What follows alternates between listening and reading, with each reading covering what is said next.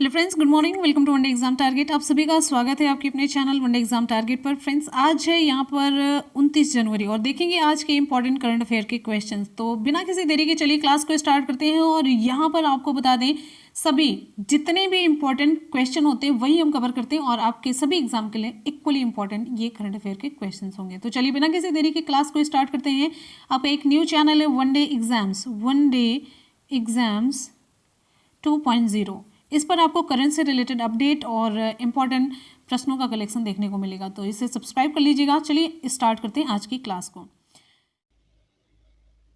Question है, national girl child day कब मनाया गया? ऑप्शन कौन सा सही होगा? 23, 24, 25 या 27? ऑप्शन यहाँ पर हमारा सही हो जाता है ऑप्शन बी, 24 जनवरी।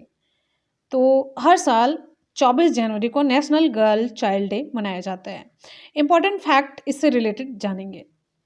नेशनल गर्ल चाइल्ड डे हर साल 24 जनवरी को मनाया जाता है और आपको बता दें इसका मकसद क्या होता है। इसका मकसद लड़कियों के साथ होने वाले भेदभाव को उजागर करना है और अधिकार के बारे में जागरूकता फैलाना होता है। ये सारी चीज़ें यानी कि लड़कियों को आगे बढ़ने के लिए प्रोत्साहित करना। यह दिवस महिला एवं बाल विकास मंत्रालय की पहल है। किसके द्वारा ये मनाया जाता है, यानी ये किसकी पहल है, किस मंत्रालय की पहल है ये? तो महिला एवं बाल विकास मंत्रालय की पहल है। इंपॉर्टेंट प्रश्न बनता है, ठीक है। और इसकी शुरुआत कब हुई? इसकी शुरुआत हुई 2008 में। इसकी शुरुआत कब हुई? 2008 में हुई। और आपको बताते चलते हैं यहाँ पर, इस दिन के शुभ अवसर पर सृष्टि गोस्वामी को एक दिन के लिए उत्तराखंड का मुख्यमंत्री बनाया गया। तो बहुत इंपॉर्टेंट प्रश्न बनता है। इस प्रश्न को लेने के पीछे बहुत सारे रीज़न थे कि इससे रिलेटेड जो इंपॉर्टेंट फैक्ट होता है वो कई कवर हो जाता है, ठीक है, कई यहाँ पर कवर हो रहा है। तो इसी दिवस के शुभ अवसर पर सृष्टि गोस्वामी को एक दिन के लिए उत्तराखंड का सीएम बनाया गया, जो कि बहुत ही ज़्यादा चर्चा में है और ये बहुत इंपॉर्टेंट प्रश्न बनता है आपके आने वाले एग्जाम के लिए। सृष्टि गोस्वामी का नाम नहीं भूलना है। कहाँ की मुख्यमंत्री बनाया गया? उत्तराखंड की। कितने दिन के लिए? एक दिन के लिए, ठीक है। अगले प्रश्न पर चलेंगे। अगला जो पॉइंट है इससे रिलेटेड, ठीक है। और इस अवसर पर उत्तर प्रदेश, यहाँ पर देखिए, इस अवसर पर उत्तर प्रदेश सरकार ने नायिका नामक कार्यक्रम की घोषणा की। तो बहुत ज़्यादा इंपॉर्टेंट आपका ये बन जाता है, क्योंकि जो भी आप एग्जाम देने चल रहे हैं ये उत्तर प्रदेश से रिलेटेड है। तो इस अवसर पर उत्तर प्रदेश सरकार ने नायिका नामक कार्यक्रम की घोषणा की, जिसके तहत मेधावी लड़कियों को एक दिन के लिए जिले में प्रमुख पद संभालने का मौका दिया गया, ठीक है। ये जो नायिका कार्यक्रम है, इसके तहत मेधावी लड़कियों को एक दिन के लिए जिले में प्रमुख पद संभालने का मौका दिया जाएगा, ठीक। और आपको बता दें, ये तो हो गई उत्तर प्रदेश की बात। अब मध्य प्रदेश। इस अवसर पर मध्य प्रदेश सरकार ने गर्ल चाइल्ड के लिए विकास एवं सशक्तिकरण के लिए पंख अभियान लॉन्च किया। मध्य प्रदेश सरकार, मध्य प्रदेश ने पंख अभियान लॉन्च किया, ठीक है। और उत्तर प्रदेश ने नायिका, ठीक है। तो दोनों आपको याद रखना है। ये नेशनल चाइल्ड, जो गर्ल चाइल्ड है डे, उससे रिलेटेड वो क्वेश्चन इंपॉर्टेंट है ही है, साथ ही साथ में उससे रिलेटेड बहुत सारे इंपॉर्टेंट फैक्ट आपके यहाँ पर तैयार होते हैं। एक बार जितने भी स्टूडेंट वीडियो को देख रहे हैं फटाफट से वीडियो को लाइक करेंगे और दोस्तों में लिंक को शेयर करना बिल्कुल भी ना भूलेंगे। टू द पॉइंट आपको चीज़ें बताई जाएंगी और एक भी पॉइंट ऐसा नहीं होगा जो आपके एग्जाम के लिए इंपॉर्टेंट ना हो। अब यहाँ पर पंख का फुल फॉर्म देखेंगे। मतलब पी से यहाँ पर क्या होता है? पी से प्रोटेक्शन सुरक्षा, ए से अवेयरनेस जागरूकता, एन से न्यूट्रिशन पोषण, के से नॉलेज ज्ञान, एच से हेल्थ स्वास्थ्य। तो पंख का ये मतलब होता है, ठीक। उम्मीद है कि आपको वीडियो पसंद आ रहा होगा। अगले प्रश्न की तरफ बढ़ेंगे। नेक्स्ट है,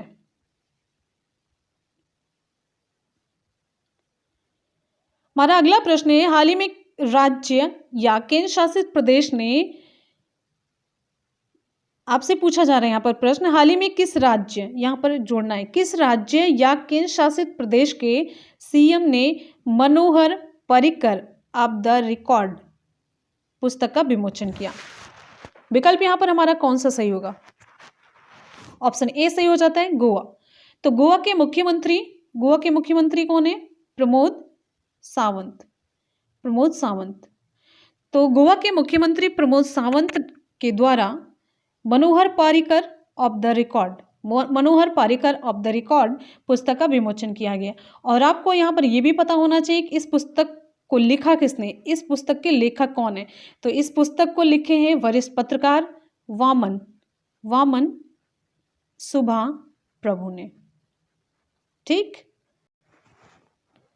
चलिए आपको यहाँ पर इस बुक के बारे में थोड़ा सा बता देते हैं कि मनोहर पारिकर ऑफ द रिकॉर्ड, ये मनोहर पारिकर की यादों का एक संग्रह है जो उन्होंने गोवा के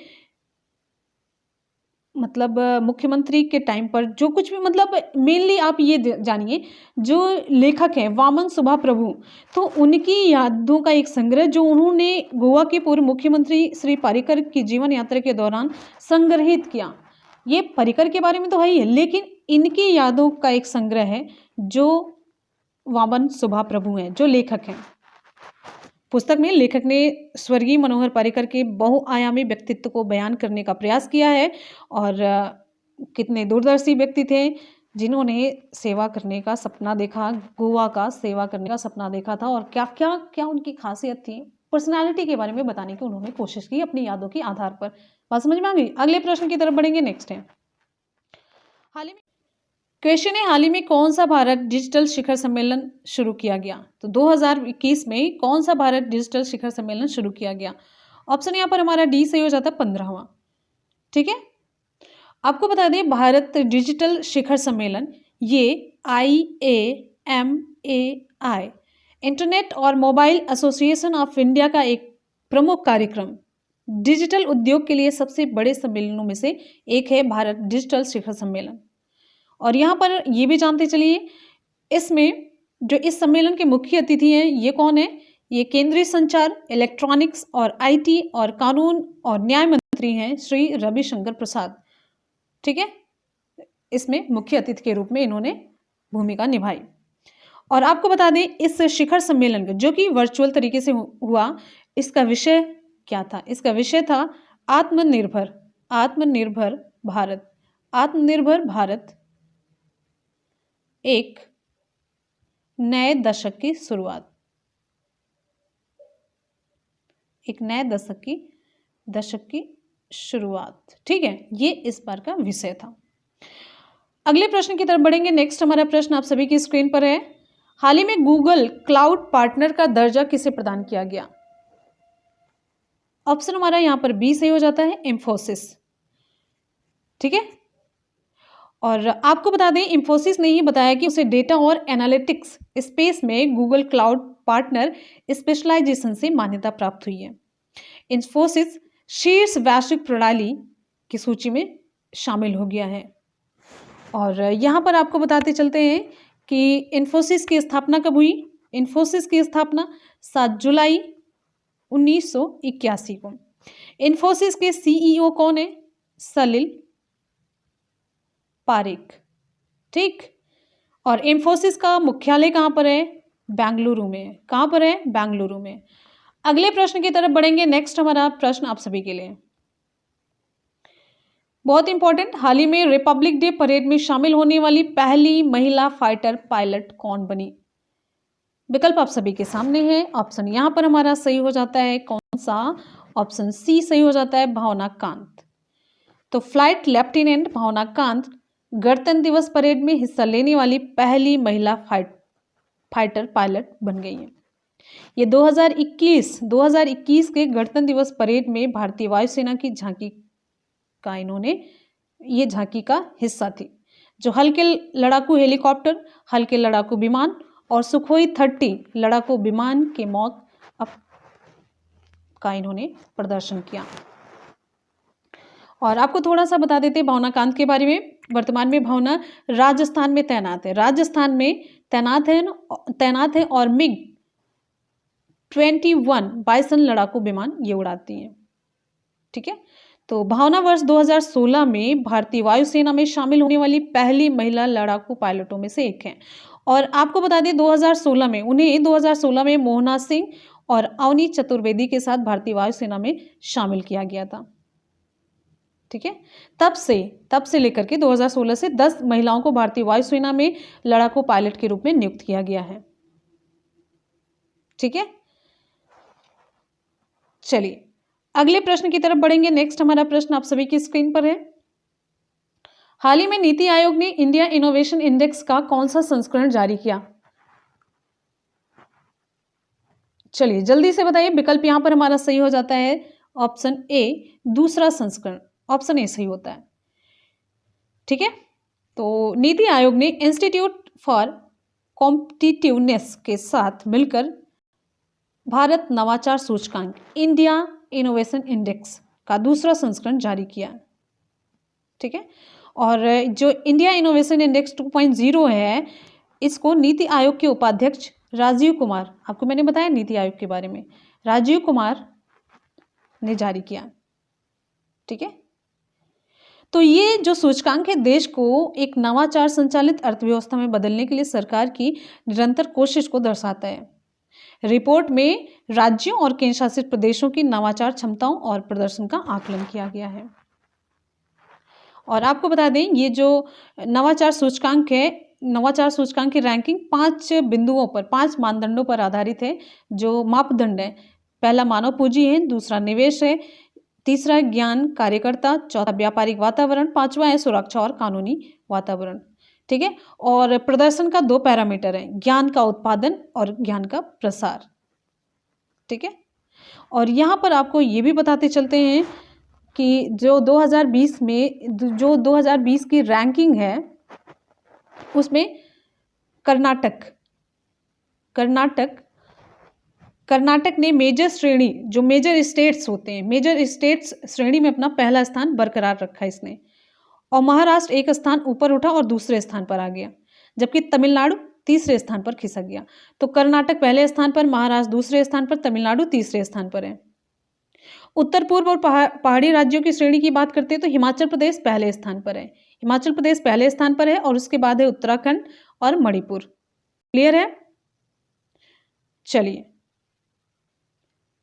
केंद्र शासित प्रदेशों की बात करते हैं, दिल्ली पहले स्थान पर है, जबकि चंडीगढ़ ने केंद्र शासित प्रदेशों और छोटे राज्यों की श्रेणी में अपना दूसरा स्थान बरकरार रखा है। ठीक है, चलिए अब यहाँ पर बात करेंगे नीति आयोग की। तो नीति आयोग के बारे में बात आप लोग करेंगे, क्योंकि इससे पहले 2 दिन पहले की वीडियो में नीति आयोग के बारे में मैंने आपको डिटेल में बताया है। तो आप लोग कमेंट सेक्शन में रिप्लाई करेंगे। अगले प्रश्न की तरफ बढ़ते हैं। नेक्स्ट हमारा प्रश्न आप सभी के लिए, हाल ही में जो बाइडेन अमेरिका के राष्ट्रपति पद की शपथ लेने वाले किस नंबर के राष्ट्रपति बने हैं? विकल्प यहाँ पर हमारा सही हो जाता है डी, 46वें नंबर के। जो बाइडेन शपथ लिए अभी अमेरिका के राष्ट्रपति के रूप में, तो अमेरिका के 46वें नंबर के राष्ट्रपति बन गए हैं। और यही भारतीय मूल की कमला हैरिस ने अमेरिका की पहली महिला उपराष्ट्रपति के रूप में शपथ ग्रहण की। ठीक है, जो बाइडेन अमेरिकी इतिहास में 78 साल की उम्र में राष्ट्रपति बनने वाले सबसे अधिक उम्र के राष्ट्रपति और दूसरे रोमन कैथोलिक राष्ट्रपति हैं। ध्यान रखिएगा, इंपॉर्टेंट फैक्ट है ये। अगले प्रश्न की तरफ बढ़ेंगे। नेक्स्ट हमारा प्रश्न आप सभी के लिए है, हाल ही में भारत ने किस देश के साथ पनडुब्बी बचाओ सहयोग समझौते पर हस्ताक्षर किए? ऑप्शन यहाँ पर हमारा ए सही हो जाता है, सिंगापुर। ठीक है, तो आपको बता दें ये 5वीं, पहली बात तो ये जानिए 5वीं भारत सिंगापुर रक्षा मंत्रियों की वार्ता ये हुई है, जो भी हाल ही में हुई 20 जनवरी 2021 को वीडियो कॉन्फ्रेंसिंग के माध्यम से हुई। और ये जो वार्ता हुई है ये सैन्य सहयोग को मजबूत करेगा। और आपको बता दें संवाद के दौरान दोनों नौसेनाओं के बीच सबमरीन बचाव सहायता और सहयोग पर कार्यान्वयन समझौता पर हस्ताक्षर किया गया। तो रक्षा मंत्री इधर से थे राजनाथ सिंह, और सिंगापुर के उनके समकक्ष, यानी कि वो भी सिंगापुर के रक्षा मंत्री डॉक्टर NG, लिख देते NG, डॉक्टर NG इंग हेन, इनके बीच समझौते पर हस्ताक्षर हुआ। बात करेंगे यहाँ पर सिंगापुर की। भारत के बारे में आप सभी जान रहे हैं, तो सिंगापुर की बात करते हैं तो सिंगापुर की मुद्रा क्या है? सिंगापुर डॉलर है। सिंगापुर की राजधानी सिंगापुर ही है। और सिंगापुर के PM कौन है?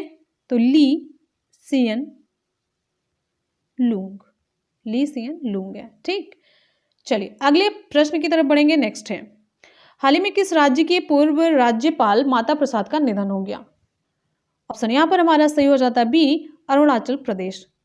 तो अरुणाचल प्रदेश के पूर्व राज्यपाल जिनका नाम है माता प्रसाद, इनका 95 वर्ष की आयु में निधन हो गया। और इन्होंने 1988 से 89 में उत्तर प्रदेश में कांग्रेस सरकार में मंत्री के रूप में कार्य किया, और 1993 में अरुणाचल प्रदेश के राज्यपाल के रूप में ये नियुक्त हुए। इनका भी हाल ही में निधन हो गया। अगले प्रश्न की तरफ बढ़ेंगे। नेक्स्ट है, हाल ही में किस राज्य ने अपना पहला ऑनलाइन युवा रेडियो स्टेशन लॉन्च किया?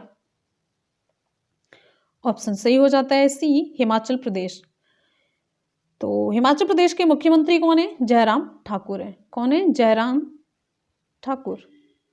तो जयराम ठाकुर ने हिमाचल प्रदेश का पहला ऑनलाइन युवा रेडियो स्टेशन, जिसका नाम है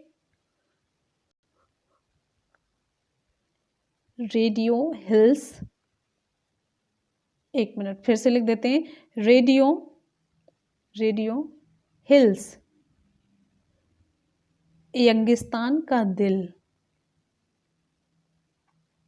यंगिस्तान का दिल, ये रेडियो स्टेशन लॉन्च किया गया, युवा रेडियो स्टेशन। आपको यहाँ पर बता दें, ऑनलाइन रेडियो राज्य की संस्कृति और परंपराओं को बढ़ावा देने के लिए एक मतलब लंबा रास्ता तय करेगा और इसके अलावा युवाओं को अपनी प्रतिभा का प्रदर्शन करने का अवसर प्रदान करेगा। इंपॉर्टेंट फैक्ट यहाँ पर ये जानिए, ऑनलाइन रेडियो के संस्थापक कौन है? तो दीपिका और सौरभ है। ठीक है। और हिमाचल प्रदेश के मुख्यमंत्री कौन है? जयराम ठाकुर हैं। और हिमाचल प्रदेश के गवर्नर कौन है? बंडारू दत्तात्रेय है। अगले प्रश्न पर बढ़ेंगे। अगला प्रश्न यहाँ पर आपका कंप्लीट हो जाता है। करेंगे सभी क्वेश्चंस का एक बार सुपरफास्ट रिवीजन। प्रश्न है, नेशनल गर्ल चाइल्ड डे कब मनाया जाता है? ऑप्शन यहाँ पर हमारा बी सही हो जाता है, 24 जनवरी। हाल ही में राज्य या केंद्र शासित प्रदेश के, हाल ही में किस राज्य या केंद्र शासित प्रदेश के सीएम ने मनोहर पारिकर ऑफ द रिकॉर्ड पुस्तक का विमोचन किया? ऑप्शन ए हमारा सही हो जाता है, गोवा। नेक्स्ट है, हाल ही में कौन सा भारत डिजिटल शिखर सम्मेलन 2021 शुरू किया गया? ऑप्शन डी सही हो जाता है, 15वां। हाल ही में गूगल क्लाउड पार्टनर का दर्जा किसे प्रदान किया गया? ऑप्शन बी सही हो जाता है, इंफोसिस। नेक्स्ट हमारा प्रश्न आप सभी के लिए, हाल ही में रिपब्लिक डे परेड में शामिल होने वाली पहली महिला फाइटर पायलट कौन बनी? ऑप्शन सी सही हो जाता है, भावना कांत। नेक्स्ट है, हाल ही में नीति आयोग ने इंडिया इनोवेशन इंडेक्स का कौन सा संस्करण जारी किया? ऑप्शन ए, दूसरा। हाल ही में जो बिडेन अमेरिका के राष्ट्रपति पद की शपथ लेने वाले किस नंबर के राष्ट्रपति बने? ऑप्शन डी सही हो जाता है, 46वें। नेक्स्ट हमारा क्वेश्चन है, हाल ही में भारत ने किस देश के साथ पनडुब्बी बचाओ सहयोग समझौते पर हस्ताक्षर किए? Option A, Singapore. नेक्स्ट हमारा क्वेश्चन है, हाल ही में किस राज्य की पूर्व राज्यपाल माता प्रसाद का निधन हो गया? तो विकल्प यहाँ पर हमारा बी सही हो जाता है, अरुणाचल प्रदेश। अगला प्रश्न है, हाल ही में किस राज्य ने अपना पहला ऑनलाइन युवा रेडियो स्टेशन लॉन्च किया? तो विकल्प सी सही हो जाता है, हिमाचल प्रदेश। तो फ्रेंड्स, इसी के साथ ही आज की करंट अफेयर की क्लास कंप्लीट होती है। करेंगे कल के क्वेश्चन का सुपरफास्ट रिवीजन। हाल ही में अमेरिका ने किन दो देशों को प्रमुख रणनीतिक साझेदार के रूप में नामित किया? ऑप्शन सी सही हो जाता है, यूएई और बहरीन दोनों को। अगला प्रश्न है, हाल ही में किस देश ने दुबई रॉयल्स को होबारा बस्टर्ड का शिकार करने की अनुमति दी? ऑप्शन बी सही हो जाता है, पाकिस्तान ने। अब ये तिलोर के बारे में, जिसका नाम है होबारा बस्टर्ड, इसके बारे में डिटेल फैक्ट है, आपको पीडीएफ के रूप में प्रोवाइड करा दिया जाएगा। हाल ही में भारत के पहले कोविड-19 वैक्सीन प्राप्तकर्ता कौन है? विकल्प डी सही हो जाता है, मनीष कुमार। हमारा अगला प्रश्न है, हाल ही में Indian personality of the year का पुरस्कार किसको प्रदान किया गया? ऑप्शन ए सही हो जाता है, विश्वजीत चैटर्जी को। अगला प्रश्न है, हाल ही में महान शास्त्रीय संगीतकार का निधन हो गया, जिनका नाम क्या था? Option C, Ghulam Mustafa Khan. हमारा अगला प्रश्न आप सभी के लिए है, हाल ही में एनडीआरएफ ने अपना कौन सा स्थापना दिवस मनाया? विकल्प यहाँ पर हमारा डी सही हो जाता है, 16वां। अगला प्रश्न है, हाल ही में स्टार्टअप इंडिया सीड फंड किसके द्वारा लॉन्च किया गया? ऑप्शन ए सही हो जाता है, पीएम मोदी के द्वारा। अगला प्रश्न है, हाल ही में आयुष मंत्रालय का अतिरिक्त प्रभार किसे सौंपा गया? ऑप्शन बी सही हो जाता है, किरण रिजिजू को। तो फ्रेंड्स, इसी के साथ ही आज के और कल के क्वेश्चन का सुपरफास्ट रिवीजन में कंप्लीट होता है। चलते हैं हम आज के सवाल की तरफ। आज का सवाल आप सभी के लिए, हमारा आज का सवाल है, नेशनल गर्ल चाइल्ड डे कब मनाया जाता है? विकल्प आप सभी के सामने, 23 जनवरी, 24, 25 या 27 जनवरी। ऑप्शन कौन सा सही होगा आप लोग कमेंट सेक्शन में कमेंट करके जरूर बताएंगे। तो फ्रेंड्स, इसी के साथ ही आज की क्लास कंप्लीट होती है। आपको कैसी लगी हमेशा की तरह अपना फीडबैक जरूर दीजिएगा। आपका दूसरा चैनल वन डे एग्जाम्स 2.0, उसके लिंक हम आपको नीचे डिस्क्रिप्शन बॉक्स में दे देंगे। चैनल को सब्सक्राइब कर लीजिएगा और साथ ही साथ आपका दूसरा चैनल भी मुनमुन व्लॉग्स, जिसके लिंक भी आपको नीचे मिल जाएगी। तो मिलेंगे फिर, तब तक के लिए good bye and take care. Thank you so much, love you all, bye bye and take care. जय हिंद।